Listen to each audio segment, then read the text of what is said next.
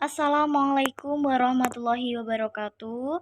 Halo semuanya, perkenalkan saya Amanda Diah Ayu Tristanti, mahasiswi semester 2 dengan NIM 040202240002 Program Studi Pengembangan Masyarakat Islam kelas C1 dari Universitas Islam Negeri Sunan Ampel, Surabaya.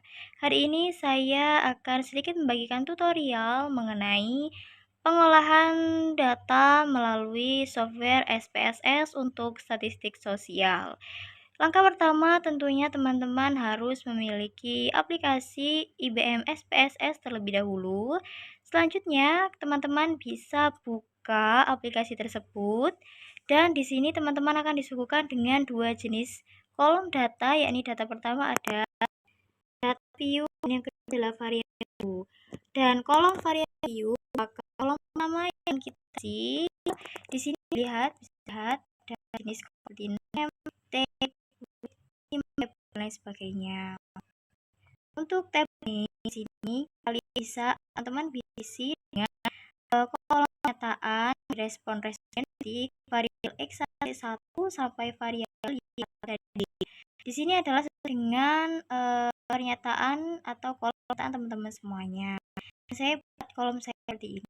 Gitu, selanjutnya di sini teman-teman harus pastikan bahwa dari data tersebut ada numerik karena kita menggunakan tipe angka ya teman-teman semuanya. Selanjutnya di sini value ya, sebelumnya values itu ya teman-teman tidak ada di sini ya. Lah untuk kita semua karena di sini mau menggunakan perhitungan statistik, jadi values ini kita harus ubah teman-teman. Kita harus berikan atau tambahkan nilai-nilai respon yang memang harusnya ada untuk tiap respondennya. Jadi responden itu akan memberikan nilai dari 1 sampai 5. Lah, ini adalah ketentuan nilai dari tiap responnya. 1 untuk sangat tidak setuju, 2 tidak setuju, 3 ragu-ragu, 4 setuju, dan 5 sangat setuju. Oke. Dan itu kita berikan untuk variabel x1.1 sampai variabel x1.4 untuk pertanyaannya. Sedangkan untuk variabel x1 atau variabel atau pernyataan kesimpulan itu tidak perlu kita berikan value atau kita biarkan saja 0 teman-teman. Selanjutnya adalah di measure ya, kita fokus di measure langsung. Di sini adalah jenis datanya. Untuk data selain dari data x1, x2, x3 juga x4 serta y, kita menggunakan jenis data ordinal teman-teman. Sedangkan untuk yang x1 dan 2 serta y itu kita menggunakan scale atau skala. Dan setelah saya teman-teman mengatur di variabel data, langsung saja kita berpindah halaman di kolom data view. Nah, di sini teman-teman otomatis langsung kolomnya terbuat secara sendirinya dengan pernyataan-pernyataan yang kita atur di variabel data tadi. Lah, untuk perpindahan datanya kita pindahkan, kalau saya itu harus punya data mentahannya dulu teman-teman. Lah data mentahannya itu diusahakan Excel ya, supaya membantu kita dalam menampilkan tiap datanya. Ini adalah data saya dengan total 62 responden. Setelah selesai saya copy semuanya, saya masukkan di kolom pertama sini dan kontrol V, dan di sini langsung otomatis untuk semua datanya terpilih di sini teman-teman semuanya. Begitu. Selanjutnya di sini kita akan coba untuk menguji statistik di SPSS ini. Bagaimana ya? Saya lanjut ke statistik deskriptif di SPSS.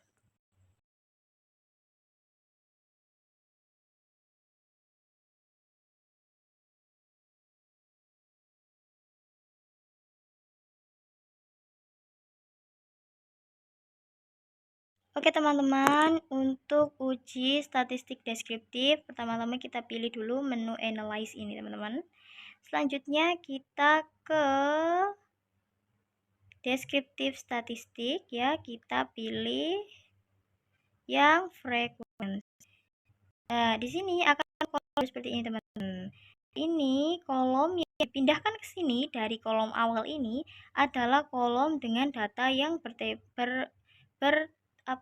bermeasure ordinal ya, seperti x1.1, x2.2, x1.2, x1.3 dan lain sebagainya. Sedangkan data dengan measure skala kita tidak masukkan ya, karena yang dihitung adalah data yang ini. Setelah selesai kita pencet OK teman-teman, dan outputnya akan seperti ini. Sebentar ya, outputnya akan seperti ini teman-teman. Mana tadi? Outputnya akan seperti ini teman-teman. Jadi outputnya di sini akan memberitahukan di exercise 1 ini siapa saja responden, berapakah responden yang menjawab sangat tidak setuju, itu 1 orang ternyata. Yang menjawab ragu-ragu ternyata ada 2 orang. Kemudian untuk setuju ada 31 orang, dan setuju di 26 orang.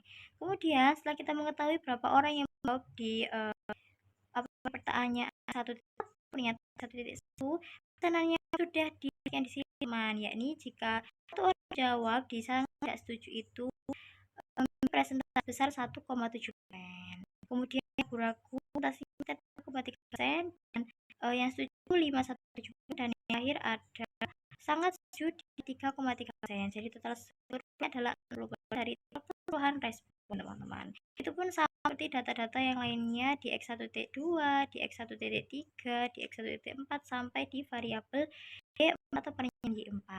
Begitu teman-teman semuanya. Selanjutnya kita akan coba untuk uji di uji validitas teman-teman.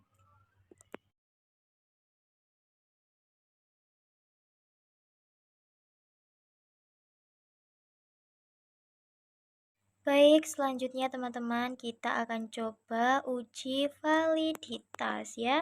Di sini uji validitas kita menggunakan kita menggunakan analisis korelasi person product teman-teman, seperti ini. Ya, yang dimana kita di sini akan membuat nilai valid. Kita akan mencari nilai valid dari total pernyataan responden melalui nilai R hitung dan juga R tabel, serta nilai signifikasi dan juga nilai N. Pertama-tama kita buka dulu SPS-nya, data kita tadi ya, teman-teman. Lanjut kita pilih analyze lagi. Di sini kita pilih correlate. Ya kan, betul kan? Correlate, bivariate.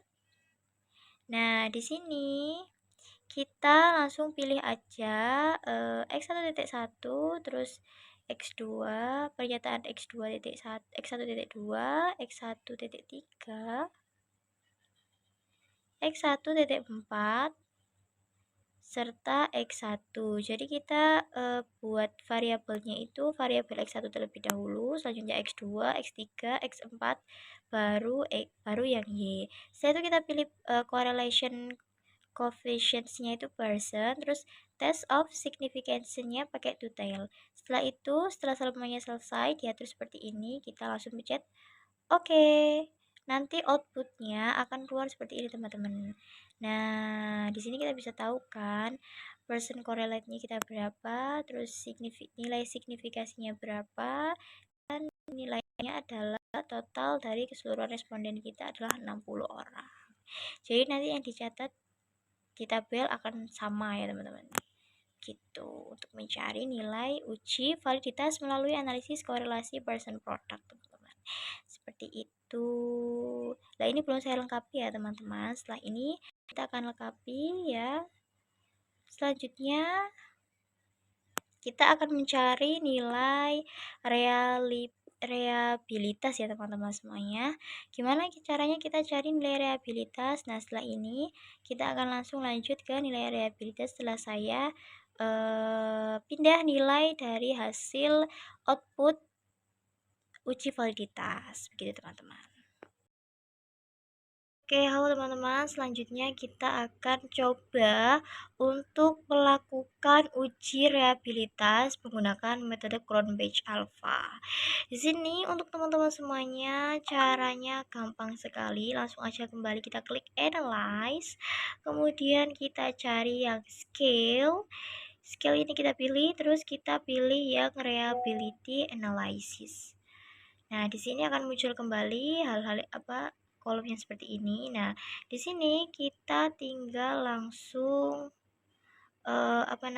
masukkan data yang berbentuk ordinal seperti X1.1, kemudian X1.2, X1.3, dan X1.4.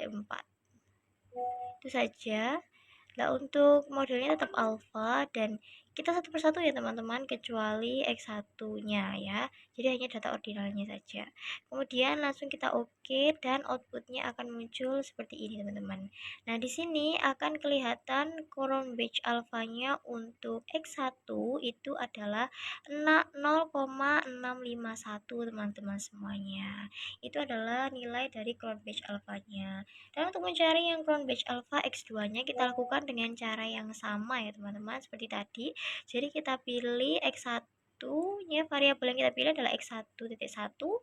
Jadi kalau misalkan kita cari variabel X2, jadi yang kita pilih adalah X2.1, X2.2, X2.3 dan X2.4, kemudian di OK teman-teman. Nanti akan muncul juga Crown Batch Alpha-nya di tabel reliability statistik gitu teman-teman semuanya. Mudah sekali bukan? Baik, selanjutnya teman-teman kita akan coba pada uji normalitas yang kedua melalui metode Kolmogorov-Smirnov ya teman-teman semuanya. Di sini kita bisa langsung aja masuk ke IBM SPSS kembali. Nah, di sini kita langsung pilih seperti biasa analyze, kemudian kita pilih di regression tetap sama, kemudian di linear juga masih sama. Sebentar. Nah, kita kan masih memiliki data yang sama teman-teman, namun kita akan memilih yang di sebelah sini tuh yang berbeda. Kita klik yang save, kemudian pada tabel residual saja kita fokusnya teman-teman, jangan ke tabel-tabel yang lain. Di tabel residual kita cukup centang yang unstandardized yang atas sendiri. Nah, hanya itu saja yang kita perlu centang, kemudian kita klik continue dan klik OK teman-teman. Kemudian setelah itu pada tabel atau pada window output ya akan keluar variabel yang seperti ini teman-teman. Bedanya jika di Kolmogorov ini kita akan memiliki nilai signifikasi teman-teman. Jadi kita bisa tahu apakah pernyataan distribusi kita itu lancar ataukah sesuai dengan alurnya begitu. Nah, ini kita sudah mendapatkan variabelnya, dependent variabelnya. Kita kembali lagi teman-teman ke IBM SPSS tadi ya, ke datanya. Kita kembali lagi ke analyze. Kita klik ke non parametric test yang ini teman-teman. Selanjutnya kita pilih yang legacy dialogs. Kemudian kita pilih yang K1 simple KS.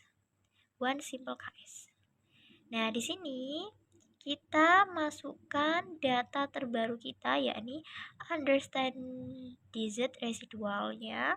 Kita masukkan ke sini. Nah, di sini kita klik yang normal. Nah, di normal ini kita tinggal oke saja. Klik, nanti akan muncul hasil dari sampel Kolmogorov-Smirnov-nya. Di sini sudah terlihat dengan jelas ya bahwa nilainya itu ada di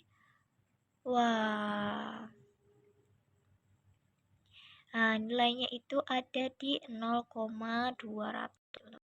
Di 0,200. Nah, jadi karena di Kolmogorov itu kita menggunakan signifikasi yaitu 0,05 dan di sini kita memiliki nilai Kolmogorov-Smirnov-nya itu sebesar 0,200. Jadi otomatis nilai ini lebih besar dari nilai signifikasi kita. Jadi maka dari itu hasil pernyataan distribusi kita itu terjadi secara teratur dan tidak keluar dari konteks alur distribusi.